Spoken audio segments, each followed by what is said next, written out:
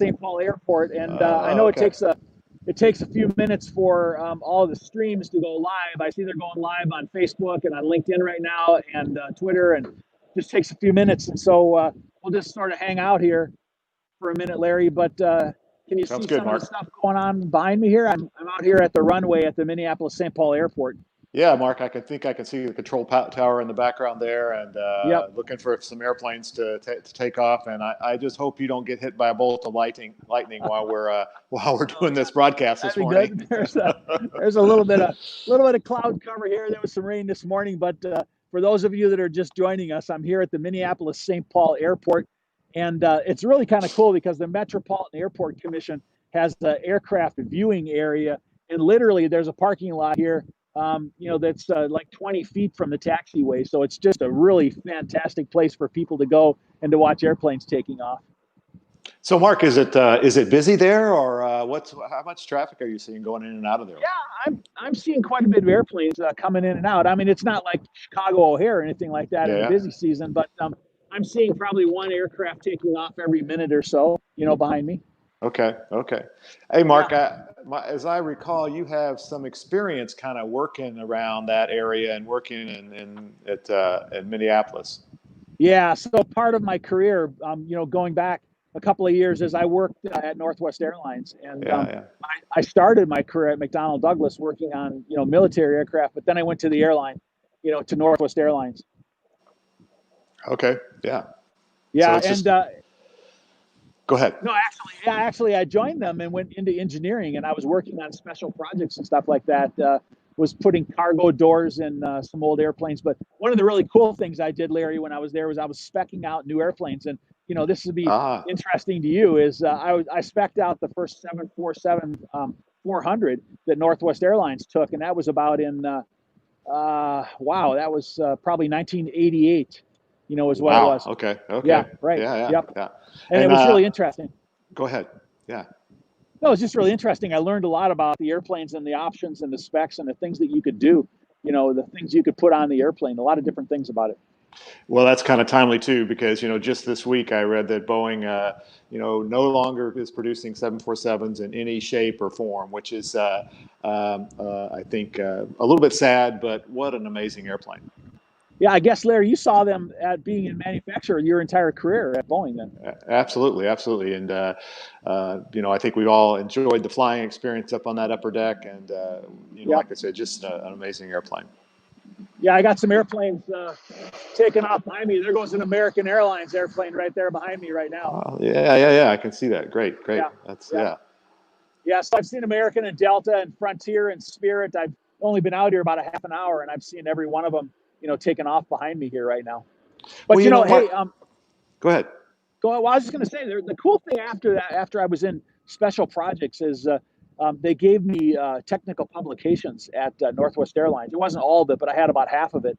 And and so I began to learn as a consumer of publications and supporting documentation, the importance of having good documentation. But, Larry, we were in a complete paper world then. There wasn't any digital. Well, it was very little digital. Right.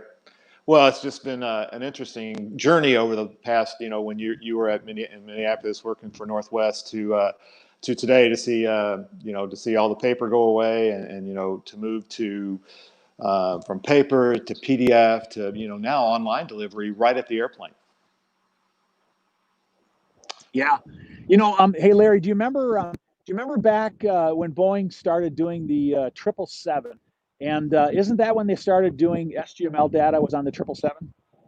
Yeah, that was really one of the first places where it was, started at the very beginning of the the build process, if you will, is implementation of SGML and also some of the XML data as well. That SGML sort of permeated back to the 3.7 and 5.7 and 6.7, but the widespread use of it and also the intelligent data kind of got its roots there and went forward. Yeah. Well, the reason I asked is because at Northwest Airlines, we had some of the similar authoring systems that Boeing had. Those are the really early authoring systems. We had the context, Mentor Graphics context system. Do you remember that?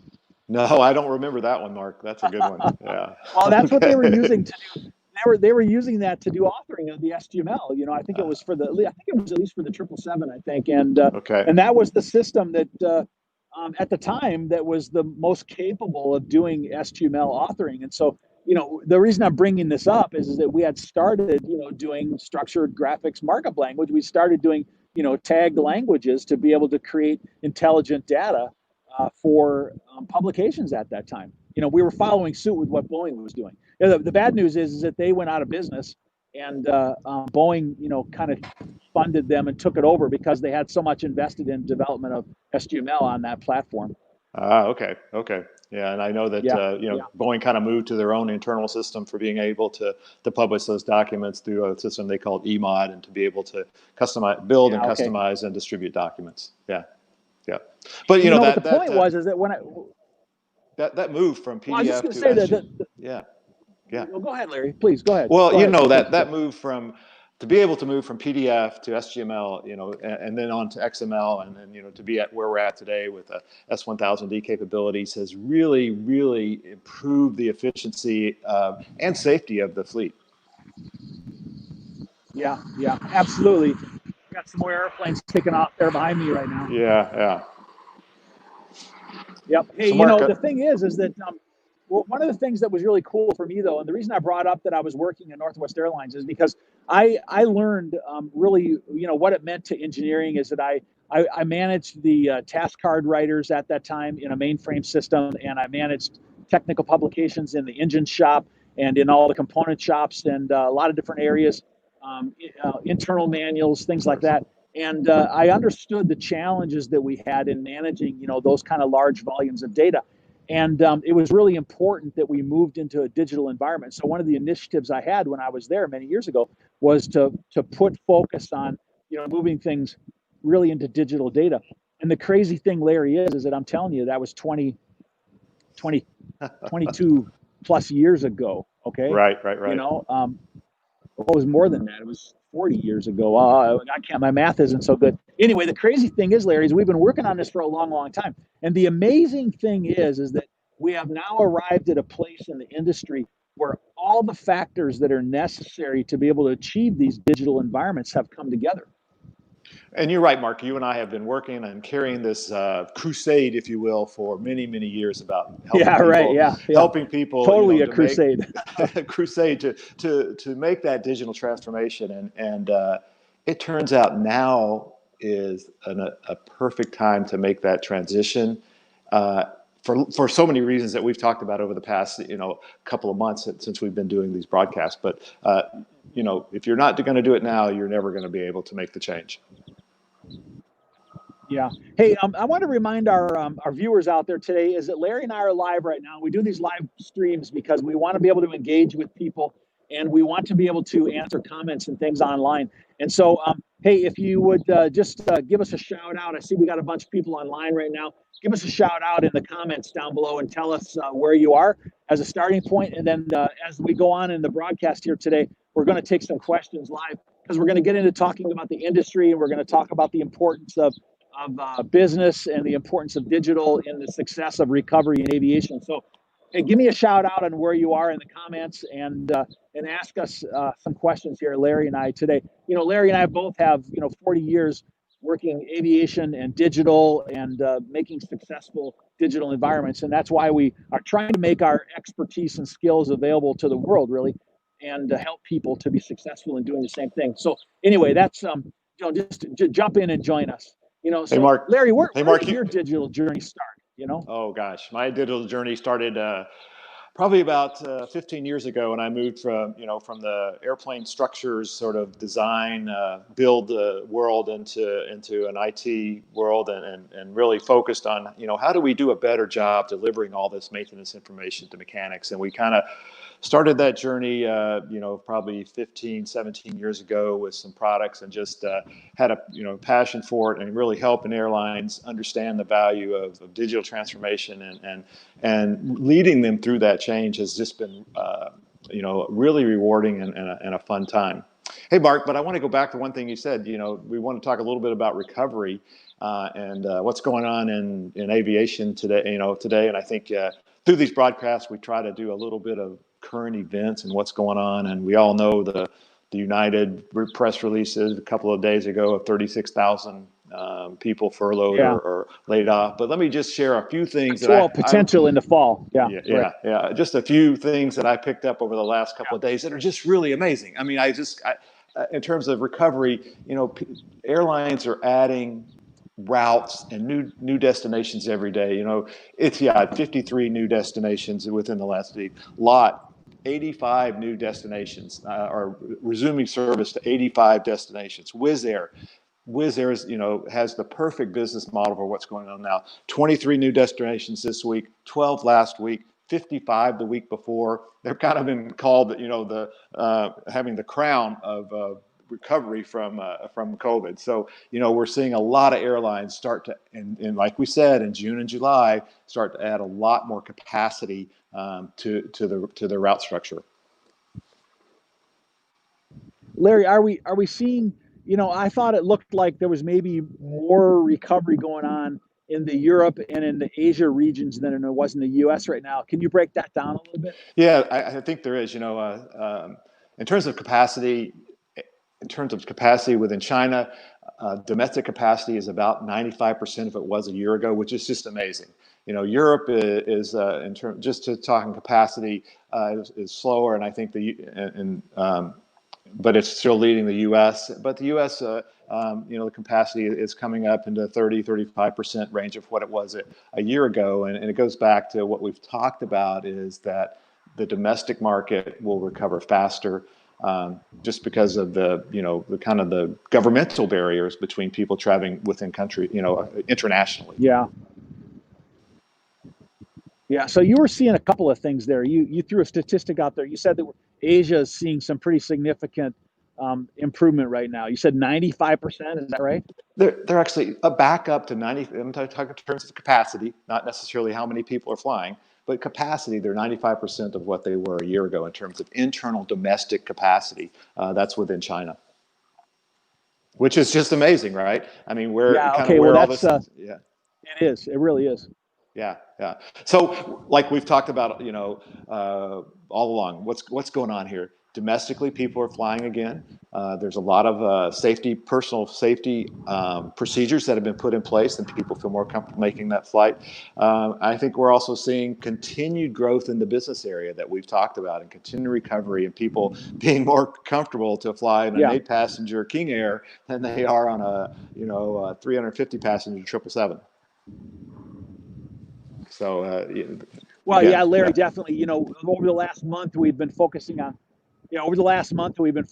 talking a lot about business aviation, and that's absolutely true. So the stats you were throwing around there were, talking about commercial aviation, but in business, we've seen even more of a significant recovery. So that's pretty exciting to be able to see that.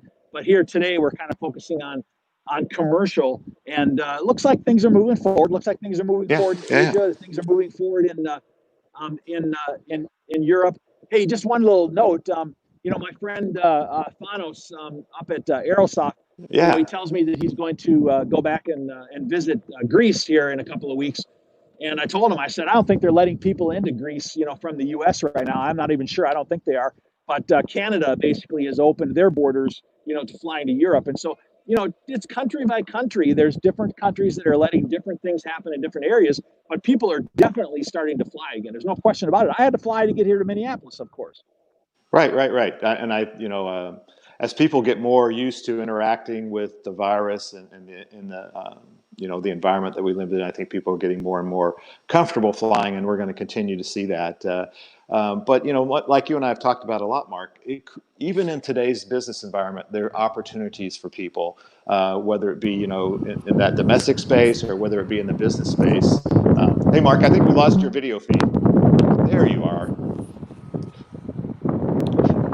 And Mark, hey, Larry, looks like I might have lost your audio. Okay. I'm not certain I can hear you right now. Oh, okay, Mark. Can you? And we lost your video there for a second as well. But I think we're back now. But one thing we've talked about is there's continues to be business opportunities in today's world, and there continues to be opportunities to make that digital transformation and to grow your business. We talked about flight docs growing their business. There's so many opportunities out there. Hey, Larry.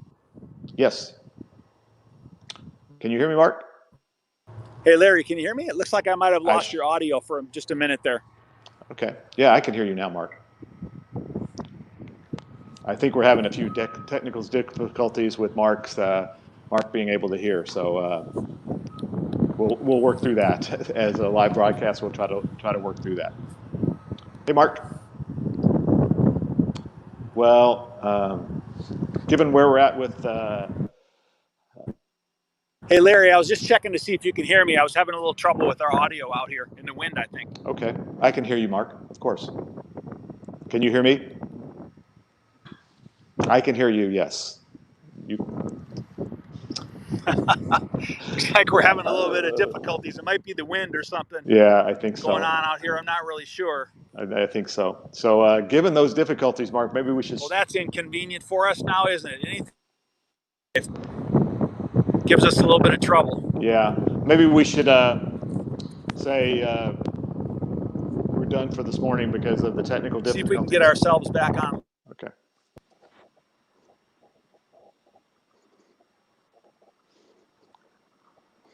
So, Larry, I was wondering if you can hear me now. I can hear you now. Yes, Mark. Can you hear me? You cannot hear me.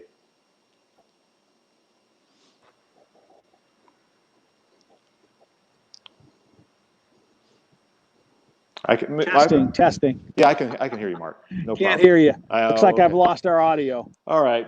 So I say we sign off for this morning and try it again next week. All right, All right. Larry. See you, Mark.